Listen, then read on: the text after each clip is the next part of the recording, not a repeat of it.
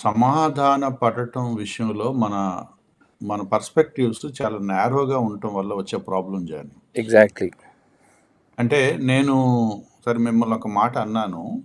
అంటం గురించి నేను మాట్లాడుతున్నాను కానీ, at the expense of relation నేను మాట్లాడాను అనేది నేను రియలైజ్ అవ్వనప్పుడు ఎగ్జాక్ట్‌లీ. మళ్ళీ ఎలాగైనా ఆ రిలేషన్‌ని నేను తిరిగి తెచ్చుకోవాలి. ఆ రిలేషన్ నిలబెట్టుకోవాలి. అవసరమైతే దాని కొరకు నన్ను నేను తగ్గించుకొని క్షమించమని అడగాలి.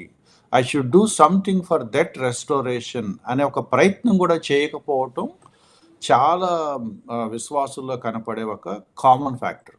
యాహ్! అంటే they are least concern about that relation.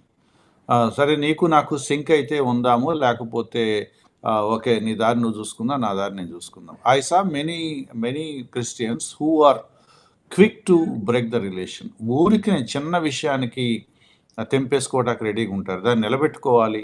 ఎఫెసీయులు రాసిన పత్రిక 4 అధ్యాయాలు ఉంది కదా! ఆత్మ కలిగించే ఈ బంధాన్ని శ్రద్ధగా కాపాడుకోవటానికి ఎఫర్ట్. సో, శ్రద్ధ కలిగి ఆ ఉండండి. ఎఫర్ట్ ఆ శ్రద్ధగా దాన్ని కాపాడుకోవాల్సిన ఎఫర్ట్ పెట్టాలి. ఆ ఎఫర్ట్ పెట్టే ప్రయత్నంలో అవసరమైతే నేను వెళ్ళి వాళ్ళకి సారీ చెప్పి దాన్ని ఆ సంబంధం నిలబెట్టుకోవాలనే ప్రయత్నాలు చేయటంలా. బ్రదర్ నేను అన్నాను మీరు ఎక్కువ సెన్సిటివ్ ఫీల్ అయ్యారు. అలా అయితే నా వల్ల కాదు. మీకు కష్టం. మీరు నేనే. ఏంటో గీతలు గీసేసుకోవటం చాలా గొప్ప వయసు అని అనుకుంటున్నాం. Actually we're showing our selves out exactly. That we're bothered about that relation. Exactly.